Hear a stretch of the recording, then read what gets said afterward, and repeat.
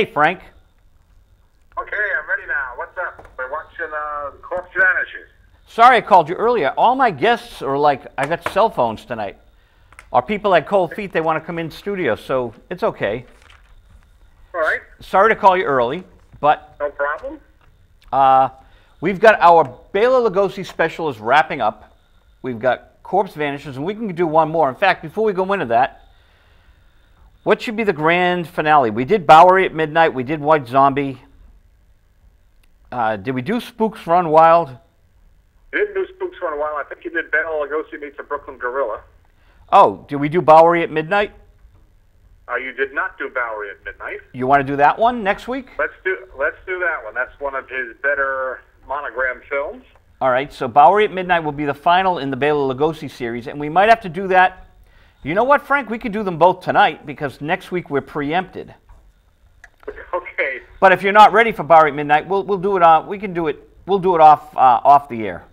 Now we better not do that one tonight. I haven't watched it. I haven't seen it in probably 15 years. I'd like to refresh my memory, but I've been saying some things that aren't accurate on some of these programs, and I want to correct that right now. 2 weeks ago, I said Roger Corman was 75, and he's actually 85. Yikes! And 2 weeks ago, I said that Dick Miller played the character who was the first victim of the Terminator. That is not correct, but actually he's the first victim of the Terminator when the Terminator had clothes on. Everyone the Terminator got before that was naked. Including Bill Paxton, correct? Yes, so maybe I'm just so modest that I didn't remember that. So Bill Paxton's first role, and he should have stuck with that first role.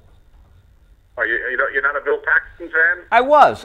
That whole polygamy thing got kind of tired. Did you see that? The with, Big Love. Yeah, with Jeannie Triplehorn. Yeah, I enjoyed it. I was wondering what the Mormons thought of that. I didn't know, but I enjoyed it. Bill Paxton made a movie called Frailty, which I don't know if he directed it, but it was basically his movie. He got the money for it and all that. And I think he might have directed it, and that is a very eerie movie. So he does a lot of good work. James Cameron did the Terminator, and Bill Paxton kind of hung around a lot of James Cameron movies. Cameron's not the easiest man to work with, so I guess they got along well. And of course, everyone's seen Bill Paxton as the oceanographer in Titanic. So, yeah, and he has also got the claim to be the first victim of Arnold Schwarzenegger. So I apologize to your extensive audience for having misled them 2 weeks ago. I think he pulled his heart out. Yeah, he pulled his heart out. We don't know for sure that he died, but I'm pretty sure he didn't make it through that scene. Terminator, to me, is like Night of the Living Dead, a great classic movie done on a very inexpensive budget for what it is. Yeah. I wish the story of Terminator had the special effects of Terminator 2. I have nothing against Terminator 2, but the special effects were just dazzling, but I like the story in the Terminator better. And Cameron just really studied film. He really wanted to be a filmmaker, and he was so amazing at how he just jumped in and learned his craft. Yeah. Well, let me ask you, I'm not aware of this, but there's a character in the Terminator who's only on scene for like 10, not even 10 seconds, for like 2 seconds. And I've often wondered if that was James Cameron in a cameo role. He's at the police station, where the Terminator will say, for the first time, Arnold Schwarzenegger will say, "I'll be back," and and then he runs the truck into there, and he goes through the police station, basically raising hell and looking for Sara. You know the scene well. Yeah, but there's a very brief scene in there where they're bringing in an unruly arrestee, I guess, and two officers are holding him down. He looks an awful lot like James Cameron, but I've never been able to determine if that was him or not. That's interesting. I've watched the movie a zillion times. I can't tell you. Okay, well, next time you see the movie, when they get to the police station, see if the prisoner who's being led in by two guys looks to you like James Cameron, and let me know if you think he is. The interesting thing is Arnold Schwarzenegger has 65 words in the whole movie, which is probably less than Bela Lugosi in Dracula. Yeah, well, actually, Lugosi has a fair amount of dialogue in Dracula, but you're right. There's some of his movies. It's good to keep the monster out of sight. I mean, let him establish what he is, and then keep him out of sight. A lot of horror movies follow that formula, and it works well enough for them. And but the one to count the words on is Christopher Lee. I don't think he has 65 words in the horror of Dracula, and the Lugosi and the Lee camps are often at each other's throat, and I'm squarely in Lugosi camp. So I should go back and count the words and say, so it's only had that many words. But Lugosi has a fair number of amount of dialogue in Dracula, especially in the first 15 minutes. I am Dracula. I'll be back. He never said I'll be back, but he would have delivered that line quite well. Right. It's a great, just little phrases that stick with you. Yes, and just before I forget, it's been all over the news lately, but there's a big auction of Hollywood memorabilia in December in Los Angeles, and one of the things up is what is being called the original Bela Lugosi cape from the 1931 movie. Whoa! And just watching the internet buzz, there's some debate as to whether this is the real one or is this a later one. I shouldn't say the real one. It's undoubtedly a cape he wore sometime. And I know a man has contacted the auction house saying this is not the real one, and the auction house came back and said, look at the labels, look at this, it is the real one. Personally, I don't know, but it's estimated it might go for $1.5 million to $2 million. I was going to say 125 grand. Wow. Well, whenever I predict what something will bring at auction, something like that, I'm usually way off, either way high or way low. So I don't know. So I'll keep track of it, and we'll talk about it on, I guess it'll be it's the week before Christmas is the auction. I guess we'll be off the air over the holidays, but if we're not, we'll talk about it then, and if we are, we'll talk about it It depends when the 25th lands. So we should be here on the holidays, unless the 25th is on a Thursday, in which case we'll move the show around to... All right.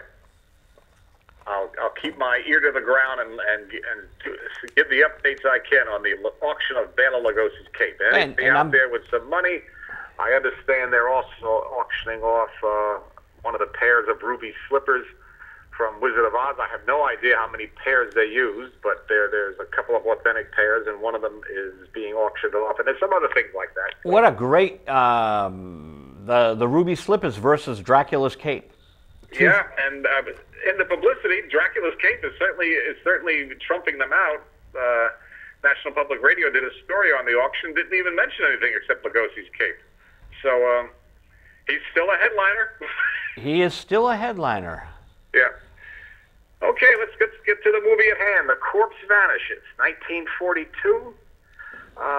To back up a little bit, Lugosi had been basically out of work from about mid-1936 to late 1938 because horror movies were given a lot of trouble in England, and they were given a lot of trouble also in the U.S., and Hollywood basically stopped making them, and then he realized he was so typecast he couldn't get work in anything else.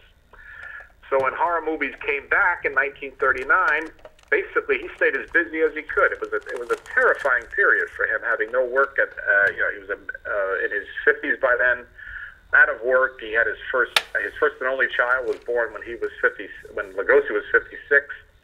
So he had a child to support. So he's working as much as he can. 1942, he makes 5 movies. And in 1943, he'll make another bunch of movies, and he'll also be on stage in both Dracula and Arsenic and Olay. So he's keeping as busy as he can, and maybe he's let the quality of what he appears in drop because he's doing a lot of poverty row stuff. And Corpse Vanishes is definitely low budget, and there's no denying that. There's an energy to the opening of the film. I was surprised when I watched it tonight. And the nice thing about DVDs is when I used to see these movies on TV as a kid, they would cut out scenes left and right to fit them into a time slot. And a lot of the times the movie didn't make sense, or you lost all pace of the movie. It's terrible. Yeah. Go ahead. I'm sorry, Joe, go ahead. No, terrible that they would do that, the amputations of movies. Yeah, personally, I'll cut them some slack. As long as the movie itself is not destroyed, that somewhere the right movie it exists, then I'll cut them a little slack on that. And we aren't talking about Shakespeare. We're talking about movies that were made in 11 days or so. So as long as the original's intact and all that, I'm quite willing to let TV stations do what they have to do to make something fit a time slot, as long as they aren't messing around with the classics. But the nice thing is, here we are in the 50 years after I first saw the movie. DVDs have the restored footage, the scenes I had never seen before when I got the DVD copy. So there's an energy about it, which unfortunately is not sustained through the movie. The movie kind of gets a bit slow later on, and then it quickly a lot happens in the last 10 minutes to resolve the mysteries and all that. So I think it's enjoyable. I enjoyed watching it again. I hadn't seen it in quite a while. That's why I couldn't take the call the first time, because I really hadn't seen it in about 20 years. And I was surprised the familiar faces in it. There's Lugosi, of course. There's one of the most famous little people. In his time, he would have been called a dwarf. Angelo Rossetto, who was actually lived long enough to be in the Mad Max movies with. Wow. Yeah, so he was around a long time. One of his first films was with Lon Chaney Sr., a silent movie, and one of his last films was with who's the star of Mad Max? The name escapes me. Mel Gibson. Mel Gibson, yeah. One of his last movies was with Mel Gibson, so he spanned quite a while, and he wasn't even 3 feet tall, and but he lived a long time, and he appeared with a whole range of people and many different types of roles. Sometimes he'd play outer space creatures because they were looking for someone small who could fit in the costume. So he amazing. There's an actress named Elizabeth Russell, who's not the lead actress. She plays Lugosi's decaying crone of a wife. And somehow in the early 40s, she cornered the market on decaying crones or sinister-looking women. Hey! With makeup, you could make her look pretty good, but with makeup without too much trouble, you could make her look pretty bad. She had a very angular face, and you could do a lot with light shading and makeup there to basically get the effect you want. And she's both ends of the scale in this movie because, as viewers will see early on, Lugosi is her husband, and he's trying to restore her youth and beauty by preying on young women and taking heaven knows what out of them to inject into her. And but she was in the Cat People, the Curse of the Cat People. I just learned tonight she's the only actress that can say she played both the wife of Bela Lugosi and the wife of Boris Karloff in separate films. So that's a nice thing to have it on your resume. Yeah, that's what IMDb said. I think you can make a case that an actress named Lucille Lund played the wife of both of them, though she is dead when the movie begins. We only see the wife's body in a mausoleum, preserved. But I guess there's two actresses that can make that claim. Though only one can claim to have played them as living women. But Lucille Lund can claim to have played them both in the same movie, because Lugosi goes off to war, never comes home, and Boris Karloff marries his supposed widow, though he's not actually dead, in The Black Cat. This is a Monogram film, and Monogram turned them out fast. The director, Wallace Fox, was even busier than Lugosi was. He filmed 7 movies in 1942, and I think he made 8 movies in 1944, and not quite that many in 1943. So he was just churning them out. And he was, and like a lot of horror film directors, he alternated between horror and westerns. Most of what he did was westerns, but every now and then he'd do a horror movie, and he did East Side Kid comedies. And churning out movies so fast prepared him, and I spoke about this last week when you showed a William Bodine film, that these directors who were basically on the lower rung of Hollywood their whole career, churning out movies as fast as they could because the budgets would not allow anything, they were tailor-made when television came in. So when Wallace Ford was, I guess, entered his 60s, again, an age when a lot of directors saw their careers winding down, all of a sudden television had this big demand from people that could make a movie in 4 or 5 days, and guys like him were there. So he did a lot of work in television in the 50s. This movie, okay, what the basic plot, which anybody that wants to read it online can see in 2 lines. A scientist is preying on young women, trying to restore his dying wife. Kind of like Arnold Schwarzenegger in that Batman movie. Yes, Arnold Schwarzenegger in the Batman movie, Basil Rathbone in The Black Sleep, which also had Lugosi in a very small role. So this, I think that plot idea begins here. So even though this is something Hollywood's Poverty Row and not the best quality in the world, to be honest, so I think the opening scene, people will be surprised the energy it has for a film of its type. A lot of the idea caught on and was repeated often afterwards. Fascinating. Okay, do we have a little time, Joe? We've got 3 minutes left. Okay, I'd like to make a little tribute to a friend of mine who died, Richard Gordon, died in New York 2 days ago, age 85, and he was a horror movie producer. We are so sorry to hear that. And in 1951, he was Bela Lugosi's agent, and he arranged for him. He was his agent that arranged the British tour of Dracula tour in 1951, and he also arranged his film appearance in Mother Riley Meets the Vampire, also filmed in 1951. And then he began producing. He worked his way up through the film industry. He was in publicity and distribution and all that. And then but he always wanted to be a producer.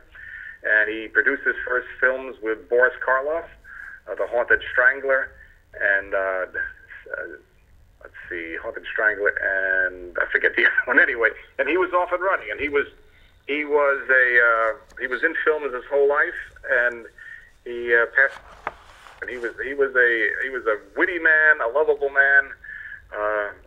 He was like, you go to these movie conferences every day, but he'd be there, it'd be 25 or 30 or whatever, and there'd be Richard sitting in the middle of them dispensing advice. And he was a real source of information on movies from the first half of the 20th century. And he did Fiend. Okay, I guess his most famous film is Fiend Without a Face, which had Marshall Thompson. Oh. They always talk of remaking that. Anyway, he was an independent producer, and basically,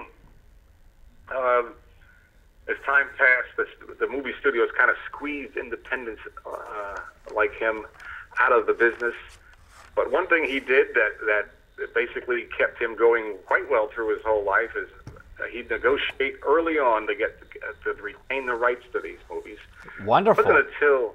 Wow. You had a time, Joe? Just another minute. And, boy, if you'd like to write something up about him, we'll get it in TMR Zoo. A little tribute. Okay, I will do that. And the movie I couldn't remember with Boris Karloff was Carters of Blood, which is a horrific history of anesthesia. This doctor, Boris Karloff, is a pioneer of medical anesthesia, and but becomes addicted to his own. He got high on his own supply, as the saying goes. Corridors of Blood. Well, next week we're preempted, Frank, but we might do an in-studio thing for the Friday night movie. Okay, well, let me know and I'll be ready for you. Thank you so much, man. Talk to you soon. Good talking to you. Okay, bye-bye. And that's our visual radio for tonight, people. Thank you very much for tuning in, and apologies for the mayhem, but it happens. After 650 shows, we're allowed one, right? Thanks a lot. Visual Radio. Thank you, Jeff Dearman. Thank you, Joe LaRocca, Anthony Gameri, Chris, WinCam, Dave G. We've got a Sony recording artist coming in next week. We'll tape it. Hopefully it will air in this time slot. It's 8:55 on Thursday night. I think we're out of time. Are we, Jeff?